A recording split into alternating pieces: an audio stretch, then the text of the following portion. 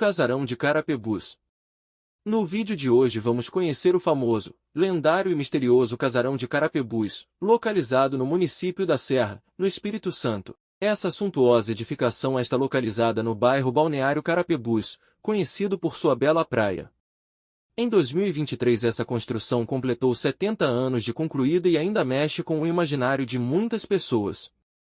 Sua construção teve início em 1942 e só foi concluída em 1953.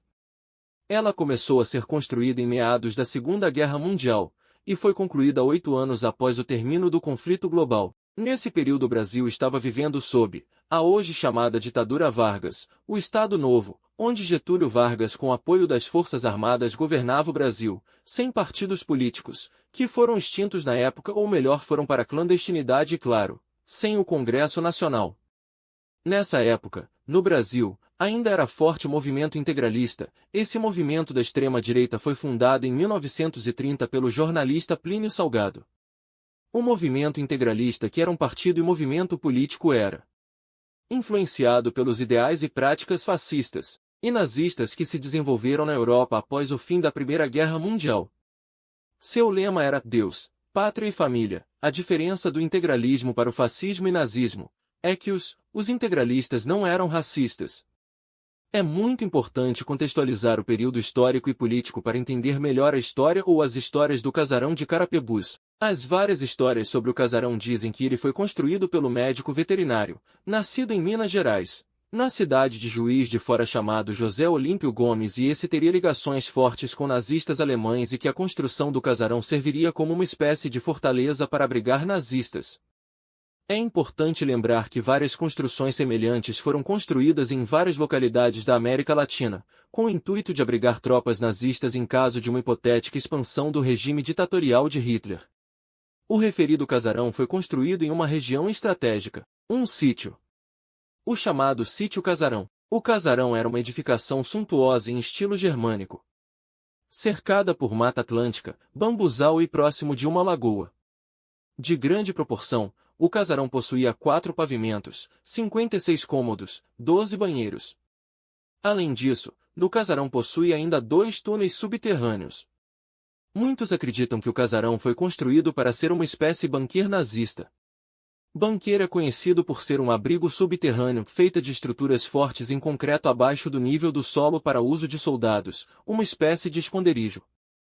O casarão também possuía passagens secretas, armário com portas secretas e que leva a outros quartos, calabouços, túnel com bifurcações sem saída e armadilhas. Esse túnel desemboca na Lagoa de Carapebus que, por sua vez, deságua no mar. Possui também um dos primeiros elevadores do estado, detalhe que esse elevador tinha duplo acesso a ambientes distintos, além de câmara frigorífica. Sua estrutura é toda em alvenaria e madeiras nobres, protegidos por técnica alemã contra invasão de cupins. Possui pisos falsos, que podem ser utilizados como esconderijo. Uma passagem secreta dentro de um guarda-roupa dá acesso a outros cômodos e a um túnel, que liga o interior do casarão às margens de uma lagoa. Esse túnel inclusive possui armadilhas, um poço de água cristalina e falsos túneis. Alguns dos banheiros da casa possuía 2 chuveiros e 2 acessos, outros somente com mictório e pia e outros com acesso do lado interno e externo do casarão. A garagem permite o desembarque reservado e direto ao interior da casa e outra, em sentido contrário, permite esconder o veículo. Além do casarão em si, o sítio possui 3 chalés e uma capela escondidos na mata e a casa do caseiro, que possuía 24 cômodos. Toda a estrutura do local foi construída por apenas 3 operários. Dizem que o casal andava de bicicleta pela casa de tão grande que ela era. Nesse sítio por 40 anos viveram somente o dono da propriedade, seu José Olímpio e sua esposa, e esse casal não teve filhos. Após 4 décadas José Olímpio resolveu vender a propriedade e se mudar para o município de Santa Teresa, onde anos mais tarde ele cometeu suicídio. A viúva do seu José nega que o marido fosse nazista ou teria ligações com soldados nazistas. A mesma afirma que o marido era obcecado por segurança e tinha mania de grandeza. Após a morte do proprietário e sua esposa, a área teve outros donos. Um desses donos era seu Edígio e sua esposa a senhora Lourdes.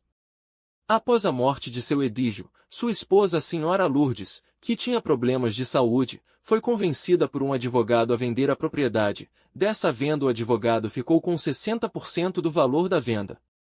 Em 1994 a propriedade foi comprada pelo empresário do ramo madeireiro Hans Lubisky, que pretendia usar a área como um local de lazer para a família nos fins de semana. Após comprar o imóvel investiu em benfeitorias como construção de piscinas e pedalinho. Seus filhos cresceram aproveitando o sítio nos fins de semana. Existem histórias de que a família do Sr. Hans uma certa vez teve a casa invadida, e todos foram feitos refém, e apanharam muito nesse assalto.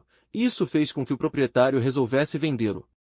Uma outra história que contam sobre o casarão, vem de um familiar de Hans Lubisky, o Sr. Arlindo Ferreira Lubisky, afirma que em uma das noites que passou no casarão presenciou atividades fantasmagóricas e acredita que o local é assombrado. Existem várias outras histórias assustadoras envolvendo o local, como afirma que 3 pessoas foram assassinadas no local e seus corpos foram escondidos nos túneis secretos da casa. Em 2006 a família Lubisky quis se desfazer da propriedade. Primeiro procurou algum comprador. Como não conseguiu, ofereceram a área para a Prefeitura da Serra, para que ali virasse um ponto turístico, ou escola, ou biblioteca ou até mesmo um hospital. Porém a Prefeitura não demonstrou interesse. E indicou que a família procurasse a construtora Lares e Cia, hoje conhecida como MRV, especializada em construção de condomínios fechados, para ver se a mesma gostaria de comprar a propriedade. A construtora gostou do espaço e comprou o sítio com a intenção de demolir todos os imóveis existentes, para construir 3 grandes condomínios. A construção desses condomínios só não ocorreu, porque a ONG Instituto Goiamum conseguiu via Ministério Público embargar a obra. Em 2009 a Secretaria de Turismo, após uma detalhada visita técnica, recomendou a preservação da área por todo o seu potencial histórico, turístico e paisagístico.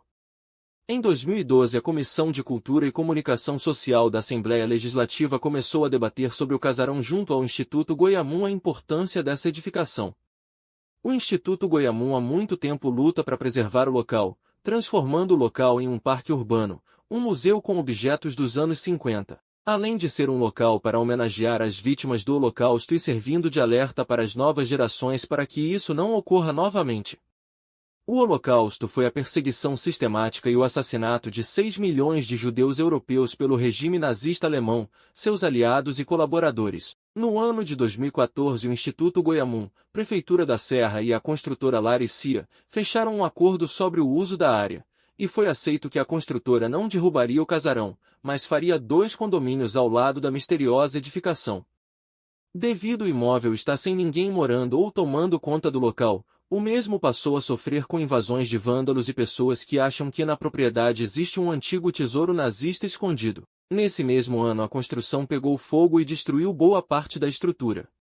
Em 2016 outro grande incêndio, muito pior do que o primeiro, destruiu ainda mais o que já foi um majestoso palacete. Vale informar que ambos incêndios foram comprovadamente criminosos, só não foi provado a autoria do crime. Alguns moradores locais acusam a construtora como responsável pelos incêndios, porém nunca foi provada a autoria do crime.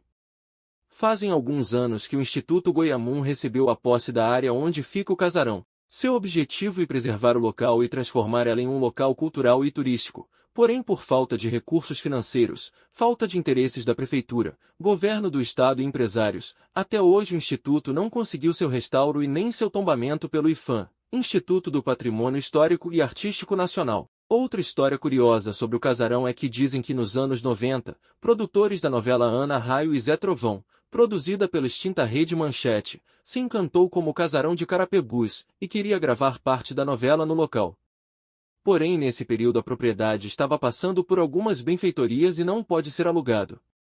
Essa novela foi a segunda maior novela produzida pela Rede Manchete, teve 251 capítulos, fazendo enorme sucesso. Essa novela só fica atrás em número de capítulos na Rede Manchete, para a novela Mandacaru, que teve ao todo 259 capítulos. Hoje o que restou da propriedade, infelizmente, foi só ruínas, um triste fim para uma imponente e importante construção. A cada dia que passa, o casarão se deteriora mais, e assim sua história vai sendo apagada. Esperamos que nossas autoridades tomem providências enquanto ainda existem tempo.